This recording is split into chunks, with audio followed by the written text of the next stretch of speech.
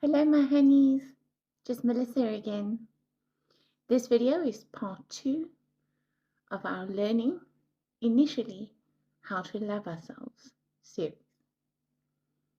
Even if you've been practicing self-love for quite a while, you can always do with a refresher about some of the fundamental basics. So, just a quick recap on what we covered in video 1.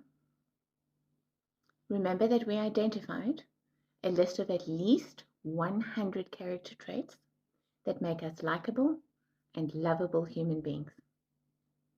And I hope that you have been focusing on affirming the fact that those are your character traits, strengthening the ones that you perhaps feel you only have in small supply, because we can always expand it, and working on that feeling of being a likable and a lovable person, and strengthening that base of self with a foundation of being lovable, getting rid of that old and nonsense idea that you're somehow not lovable because of X or Y or Z. Now, before we get into how to change, work on, heal, eradicate negative aspects of our character traits, weak aspects of our character traits, things we just no longer wish to identify with, before we get to that, it's very, very important that we start an actual self-love practice, part 1. So, the most important step, if you're going to successfully like and love yourself, is to learn how to silence that inner critic. Particularly if you were raised with harsh, critical, less than kind, or perhaps even abusive parents or an environment, then you usually have a very, very cruel inner critic. When you tell yourself, I'm such an amazing person, because I'm always so upbeat and friendly, or whatever it is, this automatic voice in your mind comes back and says, no, you're not. Don't you remember last week, Tuesday? You were in a bad mood for most of the day. You were grouchy and you were mean to the dog. And it's automatic. It's a program. And it's a critic that just never shuts up. No matter how well you seem to do on something, there's always a reason why it wasn't good enough. Anytime you receive praise, the inner critic comes back with something to block or reject that. So we've got to deal with this inner critic harshly, once and for all.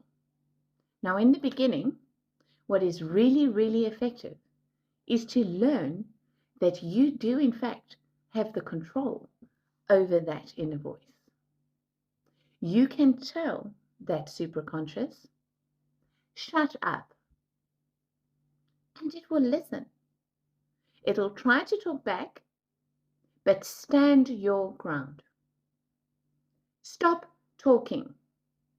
That's enough from you. I'm not listening to that. I am a free will, sovereign being, and I'm exercising my power and my agency. Enough from you.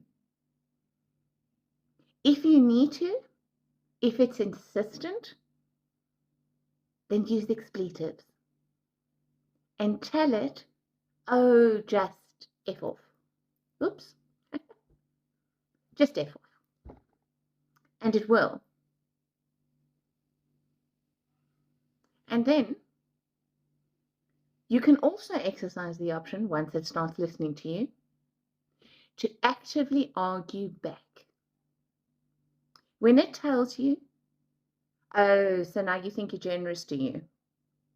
Actually, you're selfish, and here's the proof. Last week, when you were 12, 6 years ago, blah, blah, blah, blah, blah. You can tell it to be quiet, and then you can follow that instruction up with a counter argument. And you'll get better at this the more you do it, I promise. The benefit of doing this is that you're simultaneously reprogramming your subconscious mind.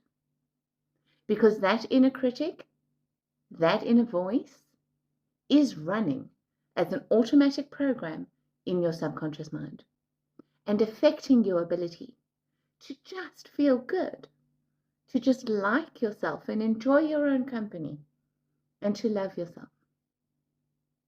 So get that inner critic in hand. We have got to, if nothing else, reduce the ferocity level with which we speak to ourselves. Once we've achieved that, then we can start working on actually speaking to ourselves with grace, with the kindness and the compassion that we show to others, with the tact even, and the manners, and the common courtesy that we give to other people. That is how we should talk to ourselves. So the next time you find yourself exercising harsh, ugly, critical, insulting, horrible self-talk, whether in your mind or out loud, stop yourself. Correct yourself. Bring yourself back to your heart space and say, how would I speak to a little child who was behaving like this, or had just done this, or was experiencing this? And then talk to yourself that way. If you're used to telling yourself that you're so effing stupid, for starters, let's begin with just dialing that down to, oh, I can be so silly sometimes.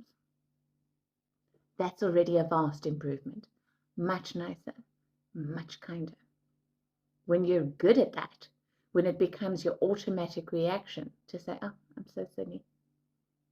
Let's try going a level up to even nicer, kinder, more generous, more gracious, and more compassionate towards ourselves. How about a laugh? From the heart, a gentle chuckle at yourself. Ah, girl. It's okay. This is how we practice truly loving ourselves. It's in the tiny things, repeated often, that we begin to write a new program. Done with deliberate intent, focused on a result of loving ourselves more, loving ourselves the way we deserve to be loved. And when you get really good at that, then you can look at, what do I perhaps want to change about myself?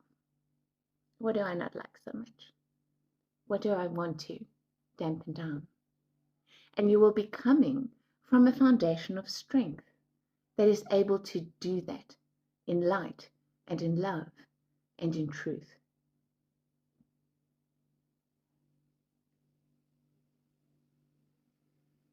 So change your self-talk, my homies.